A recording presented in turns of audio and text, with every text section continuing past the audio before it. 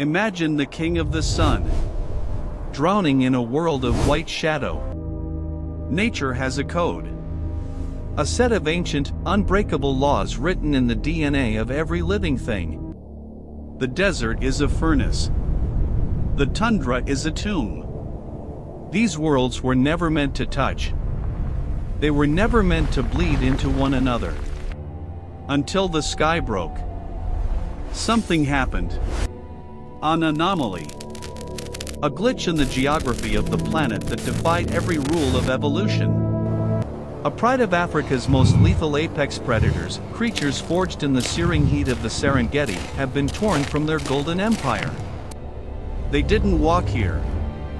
They didn't migrate. They were simply displaced. Dropped into a nightmare they have no name for. 3,000 miles from the tall grass. 40 degrees below zero.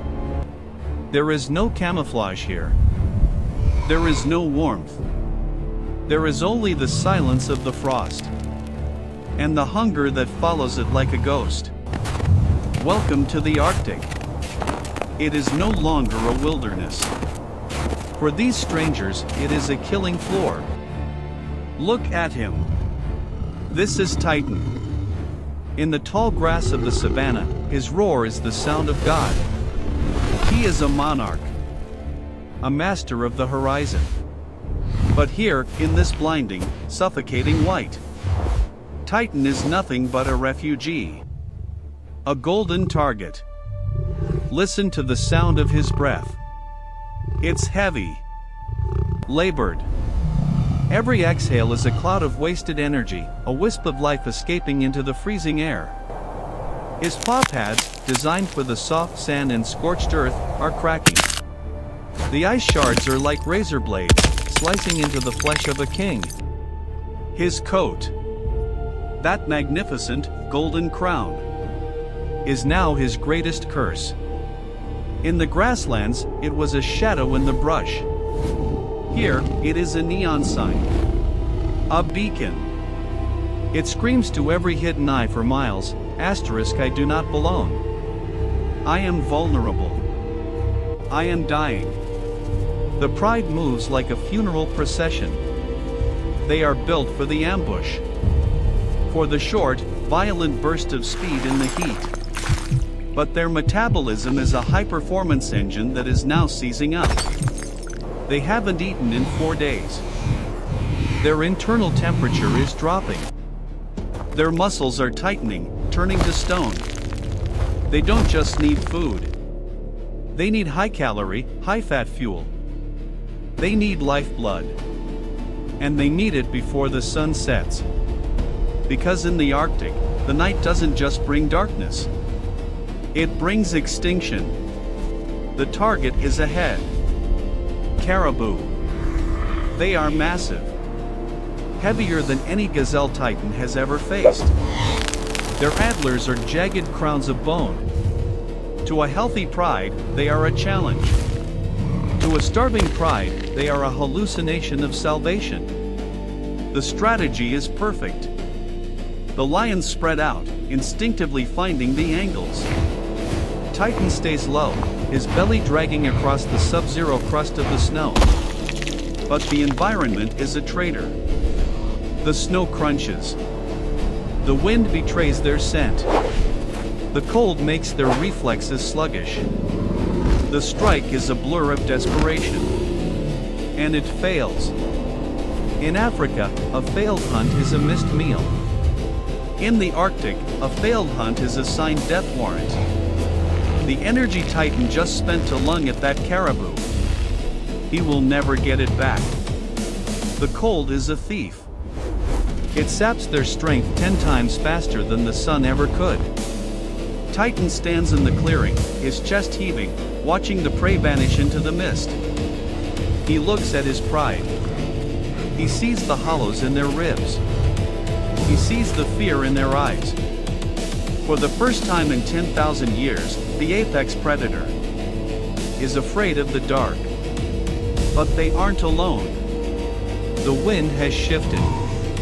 It carries a new scent. It doesn't smell like the dry dust of the plains or the sweet musk of the buffalo. It smells of ancient oils, of seal blubber, of wet fur, and of a cold, calculated death. Out of the white haze, a shape begins to form. It is a mountain of muscle and cream-colored fur. The master of the ice.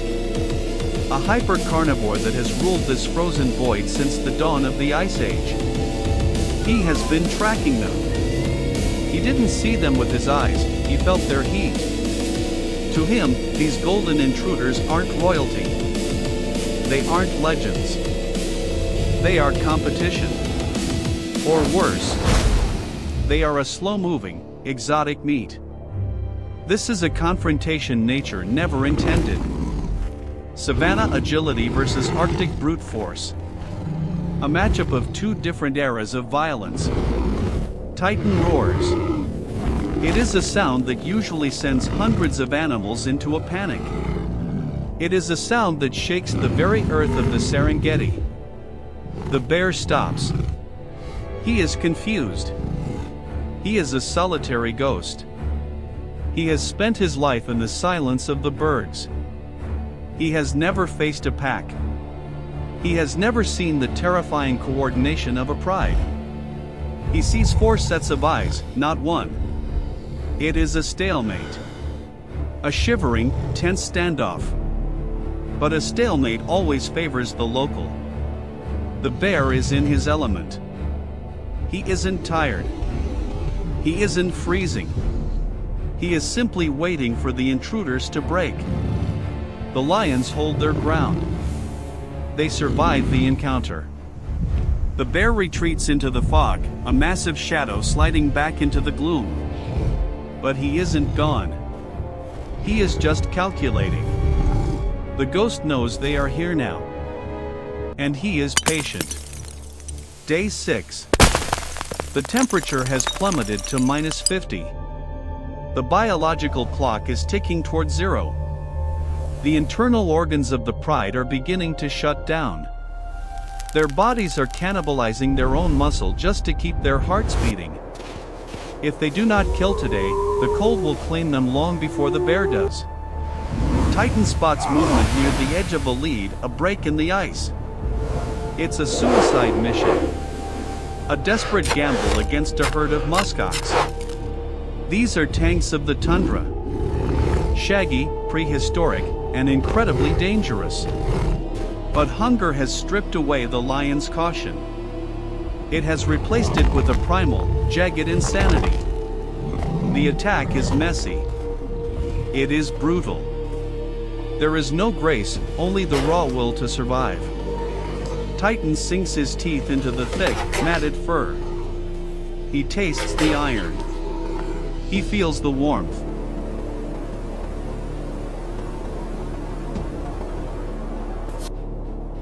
For a fleeting moment, the Arctic feels like home. The protein rush hits their systems. They are feasting. They are tearing into the carcass with a ferocity that borders on religious. But in this world, a kill is not a private affair. A kill is a dinner bell for every nightmare within 50 miles. The nightmare arrives. The lions are trapped. Behind them, the freezing black water of the Arctic Ocean. To the left, a pack of wolves, white shadows with yellow eyes, waiting for the scraps. And to the right, the Titan of the ice. The bear is back. And this time, he isn't curious. He is hungry. It is a brawl of the ages. Pleistocene violence erupting in the modern day. The bear charges the carcass, 1,000 pounds of momentum and fury. Titan intercepts him. It is a collision of worlds. The lion's claws find no purchase in the thick blubber and fur of the bear. The bear's paws strike with the force of a falling tree. The pride swarms, a golden blur against the white, using the only advantage they have, each other. They didn't win. They just didn't die. The bear, sensing the cost of the fight is too high, drags a portion of the meat away into the darkness. The wolves vanish like smoke. Titan collapses onto the blood-stained snow. He is panting, his breath coming in ragged, frozen gasps. His mane is no longer a crown, it is a mass of ice and frozen gore. But his belly is full. His pride is still standing. Nature is cruel. It is indifferent to the suffering of kings. But nature is also miraculous. Against every law of biology, against every impossible odd, these creatures are still breathing. They are changing. They are learning to walk on the shifting crust of the world. They are learning the language of the wind and the scent of the ice. They are learning how to hunt the monsters of the north. They were born in the cradle of the sun. They were raised in the golden light of the beginning. But they have been forged anew in the anvil of the frost. They are no longer just lions. They have become something the earth has not seen in a million years. They are the anomalies. The survivors of the end of the world. The king of the savannah is dead. Long live the king of the north.